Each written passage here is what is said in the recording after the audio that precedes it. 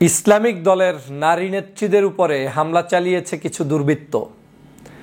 এই দুর্বৃত্তরা হামলা চালিয়েছে বাংলাদেশের সর্ববৃহৎ দল বাংলাদেশ জাতীয়তাবাদী দলের নাম করে।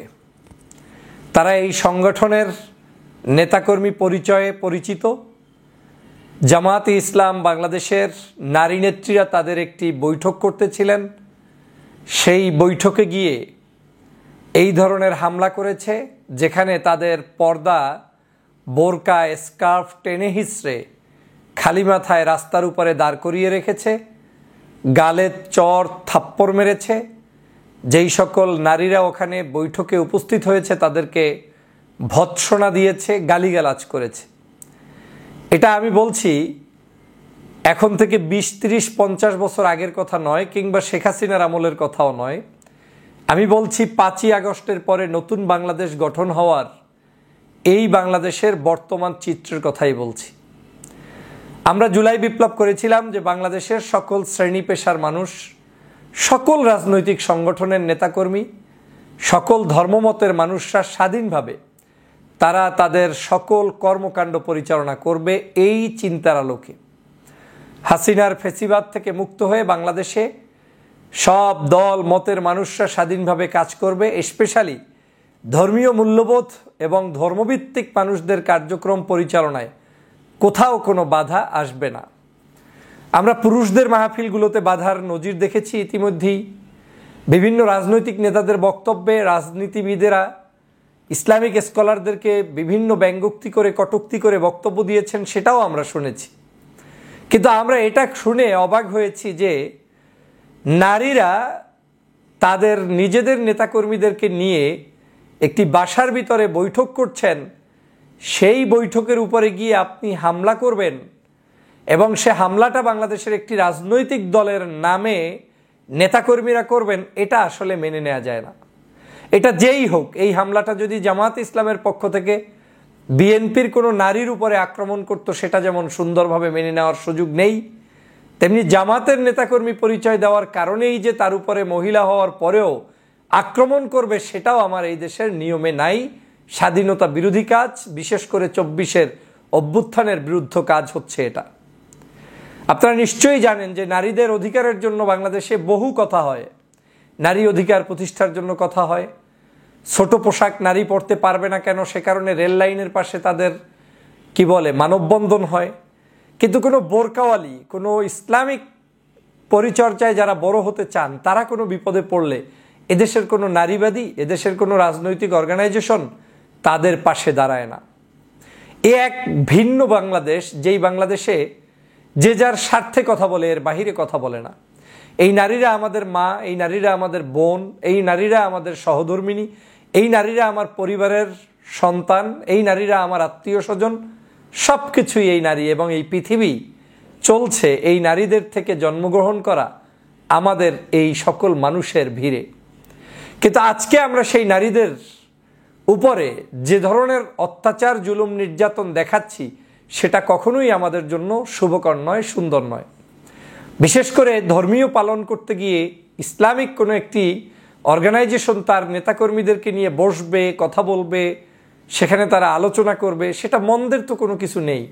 এটা তো তার নৈতিক অধিকার। এদেশে যদি একটি গান হতে পারে, কনসার্ট হতে পারে, সিনেমা চলতে পারে, নায়ক নায়িকাদের অভিনয় চলতে পারে, বিভিন্ন নামে বেনামে আওয়ামী লীগের মহিলা লীগের কাজ চলতে পারে, মহিলা দলের কাজ চলতে পারে, এভাবে করে ছাত্র ছাত্রীদের সংগঠনের কাজ চলতে পারে, জামাতের মহিলারা কাজ করবে, তাতে বাধা দেওয়ার কি আছে? আপনি তার সাথে লড়াই করবেন, আদর্শিক লড়াই করবেন। আমি যেটা সবসময় বলি, দল পেশে কথা নয়, বরং আমাদের জনতার দাবি কি, সেই দাবিটাকে উপেক্ষিত করে আমরা কেন বারবার জনগণের বিরুদ্ধাচারণ করছি, এটা আমার বুঝে আসে না। আজকের সমগ্র পত্রপত্রিকায় এই নিউজটি এসেছে যে এই নারীদেরকে আক্রমণ করেছে বিএনপির পরিচয় দেওয়া কিছু নেতারা। তারা কি করেছে শুনলে আপনি অবাক হবেন যে জামাতের সেক্রেটারি জেনারেল অভিযোগ করে বলছেন, মিয়া গোলাম পরোয়ার সাহেব, যে ঝিনাইদহের মহেশপুরে জামাতের নারী নেত্রীদের উপরে বিএনপির সন্ত্রাসীদের হামলার ন্যাক্কারজনক ঘটনায় তীব্র নিন্দা জানিয়েছেন জামাতের নারী নেত্রীদের উপরে বিএনপির সন্ত্রাসীদের ন্যাক্কারজনক হামলার ঘটনা গত 5ই আগস্টের পূর্বে আওয়ামী ফ্যাসিবাদের সন্ত্রাসী তাণ্ডবকেও হার মানিয়েছে। দেশবাসীর সবাই অবগতির জন্য তিনি উল্লেখ করেছেন যে রবিবার সকাল 10টার দিকে মহেশপুর উপজেলার বাঁশবাড়িয়া ইউনিয়নের কুল্লাপাড়া গ্রামের খায়রুল ইসলামের বাড়িতে স্থানীয় নারীদের নিয়ে বিশ্ব নারী দিবসের আলোচনা অনুষ্ঠিত হয়। ওই সময় এলাকার বিএনপির সন্ত্রাসী আলামিন, ঝুমুর, সাহেব, সোহেল ও আশরাফুল হাতুড়ি, কাঁচি, বাঁশি, লাঠি নিয়ে জামাতের মহিলা নেত্রী হাসিনা খাতুন সহ মহিলাদের উপরে হামলা করে এবং তাদের গালাগাল করতে থাকে।